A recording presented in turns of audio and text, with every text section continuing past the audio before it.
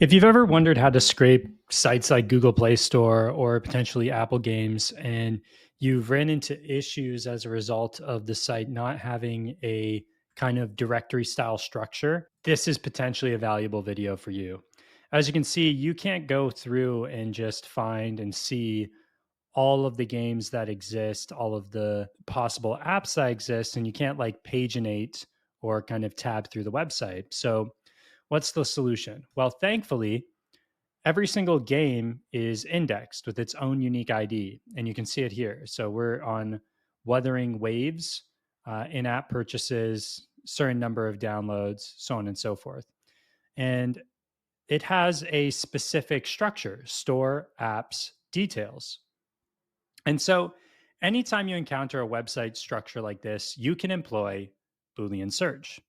So the Boolean search that I've devised here is for one of my clients in gaming. And the way we're going to go about kind of scraping the sites is to narrow down the search. And so how are we going to narrow down the search? Well, ideally we want to use parameters that are consistent on the page that we're looking at in order to identify games that could be relevant in our case. For you, it may be apps that are relevant as opposed to games. And so you'll have maybe negative search parameters in order to accomplish the same function. So in this case, we want it to be a game. We want it to be updated on a certain date. And so I included 2023, 2024, 2025, and I can get more specific from there. And then I just left out basically everything else, and we can kind of filter from there based on what it says. If you were to do this, you could say it must not include game. You could not include game, and maybe you'll include like productivity, or maybe you'll include some of these kind of tags that tend to exist. I could get fairly specific by including role playing or anime or fantasy, so on and so forth. Okay.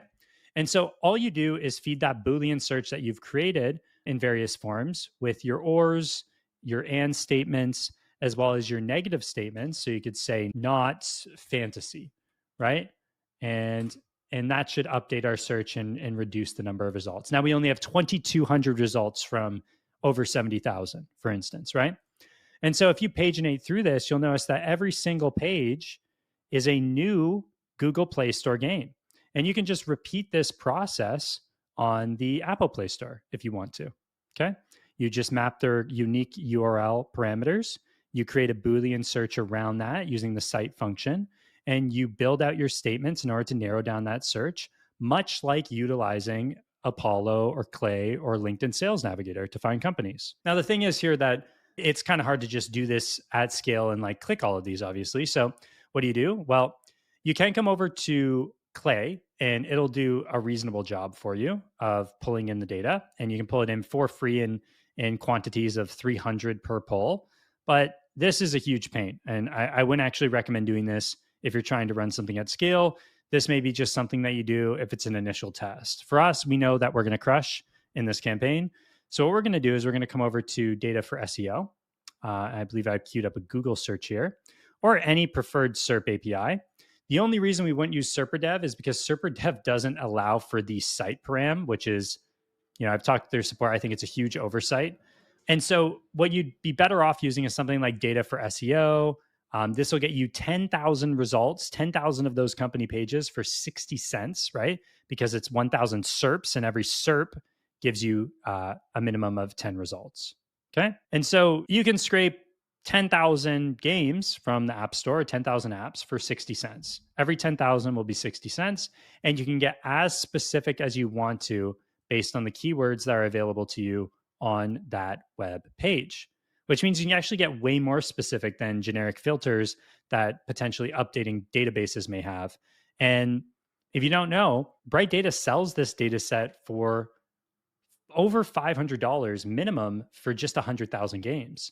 And so you can meet that criteria for much, much cheaper by simply doing it yourself and employing data for SEOs, SERP Scraper, or one from API-Fi, or one from Rapid API. I don't care what you use your preference, okay? From there, you can either pull the whole page data, right, by using something like Spider Crawler, which will give you even reviews that you can personalize off of, or you can just go for specific data using something like Claygent, and that'll be relatively cheap for you. From there, all you have to do is fill in the blanks by finding the company website. When you find a company website, be sure to include the game that they made. This will increase your search accuracy tremendously. So if I were to look for this game and I said, Justice Rivals 3 Cops and Robbers, right? Justice Rivals 3 website. There you go. I found Runix Games immediately, right? Because I'm grounding that search in something related to that business directly. And then you'd go here, you'd find their contact us. Hopefully, you'd find some sort of real contact information. If you can find that, maybe I would go runixgame.com and I would say, www.runixgame.com, founder, Google search, and I'd find, this guy named Carlos, and maybe that's my guy, or maybe I want this guy. I don't know. And you can kind of go from there. There we go. TrackSend, maybe I'd go TrackSend. Email ID looks like they have a generic email or a generic email structure. This is a pretty good website, and you could potentially use this as your kind of baseline. So yeah, that's how you go about it. Fill in the blanks. You go from there. You can do this on all sorts of websites. Please use the Power Boolean search. That's how you scrape Google Play Store at scale. You can see here, 71,000 scrapable companies can get that done for a few dollars.